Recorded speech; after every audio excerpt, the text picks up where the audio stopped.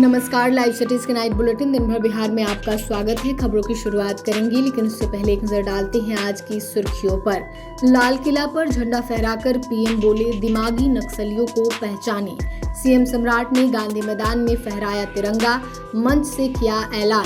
सभी जिलों में प्रभारी मंत्रियों ने फहराया तिरंगा, निशांत पहुंचे वैशाली।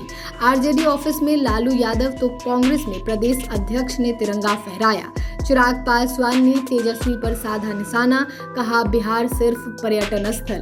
मनोज भारती ने कहा विधानसभा में प्रशांत किशोर धज्जियां उड़ाएंगे, चुनौतियों का मुकाबला करेंगे पुलिस मुख्यालय में, बोले डीजीपी विनय कुमार। भरत तिवारी को शहीद का दर्जा दे सरकार, मां ने की मांग।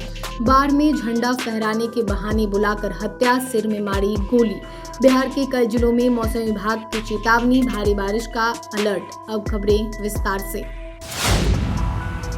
80वें स्वतंत्रता दिवस के मौके पर पीएम मोदी ने लाल किले पर 76 मिनट की स्पीच दी। पीएम ने कहा कि हथियारी नक्सल तो चले गए, लेकिन दिमागी नक्सल मौके की तलाश में ही समाज को गलत राह पर ले जाने के लिए तरह तरह के काम कर रहे हैं। उन्होंने कहा कि ऐसे लोग हिंसा और अराजकता के रास्ते खोज रहे हैं। इन दिमागी नक्सलियों को पहचानना होगा और इन्हें आइसोलेट करना होगा और विकसित राष्ट्र बनाने की ओर देश की युवा पीढ़ी को जोड़ना होगा।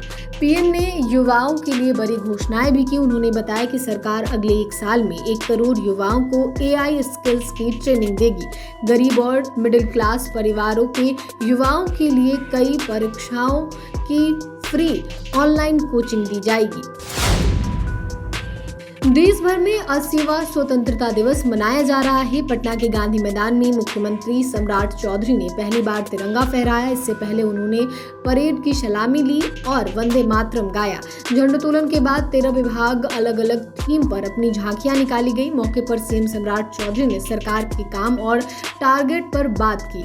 स्वतंत्रता दिवस के भाषण में उनका फोकस जनजी पर दिखा। देश में प्रतियोगी परीक्षाओं में उठते सवालों के बीच उन्होंने कहा कि परीक्षाओं की निष्पक्षता के लिए हाई कोर्ट के जज की अध्यक्षता में कमेटी बनाई जाएगी, जो परीक्षाओं की निगरानी करेगा। साथ ही 17 अगस्त सोमवार से विद्यार्थी सहयोग पोर्टल की शुरुआत होगी, जिसमें स्कूल, कॉलेज और कोचिंग हॉस्टल से जुड़ी शिकायतों का निपटारा 30 दिनों में किया जाएगा। वहीं बिहार के स्कूल कॉलेज में पढ़ने वाली छात्राओं की सुरक्षा के लिए पुलिस दीदी की तैनाती की जाएगी। इसका शुरुआत रक्षाबंधन से होगा। मुख्यमंत्री सम्राट चौधरी की मौजूदगी में पटना के नदवा महादलित बस्ती में 85 साल के योगेश्वर मांझी ने झंडोत्तोलन किया। बिहार के सभी जिलों में प्रभारी मंत्रियों ने सरकारी कार्यालयों, शिक्षण संस्थान और प्रमुख मैदानों में तिरंगा शान से लहराया। रोहतास के प्रभारी मंत्री और खाद्य उपभोक्ता संरक्षण मंत्री डॉक्टर अशोक चौधरी ने राष्ट्रीय ध्वज फहराया और परेड की सलामी ली। तो पूर्णिया में बिहार सरकार के निबंधन एवं मद्य निषेध मंत्री और पूर्णिया की प्रभारी मंत्री रत्नीश सदा ने झंडोत्तोलन किया। इस तरह से सभी मंत्रियों ने राष्ट्रीय ध्वज फहराया और परेड की सलामी ली। वहीं मंत्री निशांत कुमार भी वैशाली पहुंचे। निशांत ने देश की एकता, अखंडता और विकास के लिए सामूहिक संकल्प लेने की अपील की। उन्होंने कहा कि सभी को मिलकर एक सशक्त और समृद्ध भारत के निर्माण में योगदान देना चाहिए। वहीं 80वें स्वतंत्रता दिवस के मौके पर आरजेडी सुप्रीमो लालू प्रसाद यादव ने पटना स्थित पार्टी कार्यालय और अपने आवास पर राष्ट्रीय ध्वज तिरंगा फहराया। झंडोत्तोलन के दौरान पार्टी कार्यालय में देशभक्ति का माहौल नजर आया और बड़ी संख्या में राजद नेता व कार्यकर्ता मौजूद रहे। लालू प्रसाद यादव ने तिरंगा फहराकर देश की आज़ादी के लिए अपना सर्वस्व न्यौछावर करने वाले स्वतंत्रता सेनानियों को याद किया। साथ ही बिहार कांग्रेस के प्रदेश अध्यक्ष राजेश राम ने सदाकत आश्रम में राष्ट्रीय ध्वज तिरंगा फहराया। उन्होंने तिरंगे को सलामी दी और वहां मौजूद नेताओं व कार्यकर्ताओं के साथ राष्ट्रगान गाया। इस दौरान पूरा कांग्रेस कार्यालय देशभक्ति के माहौल में सराबोर नजर आया। झंडा फहराने के बाद राजेश राम ने देश और बिहार वासियों को स्वतंत्रता दिवस की शुभकामनाएं दी। राजेश राम ने कहा कि जिस अंग्रेजों ने 200 वर्ष हमारे देश पर कब्जा कर रखा, हमारे पूर्वजों ने खास करके गांधी जी के नेतृत्व में हमें स्वतंत्रता दिलाई। केंद्रीय मंत्री चिराग पासवान ने बांकीपुर विधानसभा क्षेत्र से जीत दर्ज करने वाले जनसुराज के सूत्रधार प्रशांत किशोर की खुलकर सराहना की है। स्वतंत्रता दिवस के मौके पर ध्वजारोहण के बाद पत्रकारों से बातचीत में चिराग ने पीके की प्रशंसा की तो नेता प्रतिपक्ष तेजस्वी यादव को निशाने पर रखा। कहा कि वह हमेशा ऐसी राजनीति और सोच का समर्थन करते हैं जो बिहार और बिहार वासियों को जाति पाति और धर्म मजहब के दायरे से बाहर निकलकर केवल विकास की बात करे। वहीं नेता प्रतिपक्ष तेजस्वी यादव के बिहार में अपराध बढ़ने के आरोपों पर चिराग ने पलटवार करते हुए उनकी गैर मौजूदगी पर सवाल उठाए। आगे चिराग ने कहा कि यदि विदेश यात्रा और मौज मस्ती बिहार और बिहार वासियों के मुद्दों से ज़्यादा महत्वपूर्ण हो गई है तो यह चिंता का विषय है। उन्होंने तंज कसते हुए कहा कि तेजस्वी यादव के लिए बिहार शायद सिर्फ पर्यटन स्थल बनकर रह गया है। जनसुराज के प्रदेश अध्यक्ष मनोज भारती ने राष्ट्रीय ध्वज तिरंगा फहराया और उसे सलामी दी।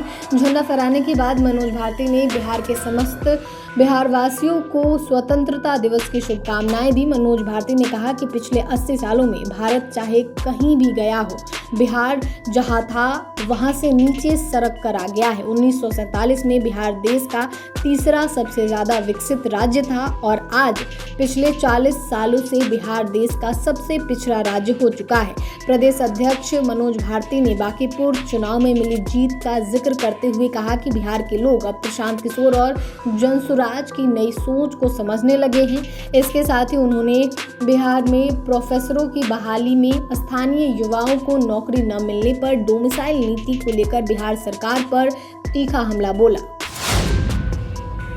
80वें स्वतंत्रता दिवस के मौके पर बिहार पुलिस मुख्यालय में राष्ट्रीय पर्व पूरे जोश जज्बे और गरिमा के साथ मनाया गया। पुलिस मुख्यालय परिसर में बिहार के डीजीपी विनय कुमार ने राष्ट्रीय ध्वज तिरंगा फहराया। झंडोत्तोलन के दौरान बड़ी संख्या में पुलिस के वरिष्ठ पदाधिकारी और अधिकारी मौजूद रहे। तिरंगा फहराने के बाद डीजीपी विनय कुमार वहां मौजूद पुलिस पदाधिकारियों को संबोधित किया। उन्होंने स्वतंत्रता दिवस की शुभकामनाएं देते हुए पुलिस बल की जिम्मेदारियों और सामने मौजूद चुनौतियों पर काम करने की जरूरत पर जोर दिया। डीजीपी ने पुलिस पदाधिकारियों से खास अपील करते हुए कहा कि पुलिस के सामने जो भी चुनौतियां हैं उन पर गंभीरता से काम करना होगा। कानून व्यवस्था बनाए रखना, अपराध पर लगाम लगाना और आम लोगों के बीच सुरक्षा का भरोसा कायम करना पुलिस की प्राथमिक जिम्मेदारियों में शामिल है।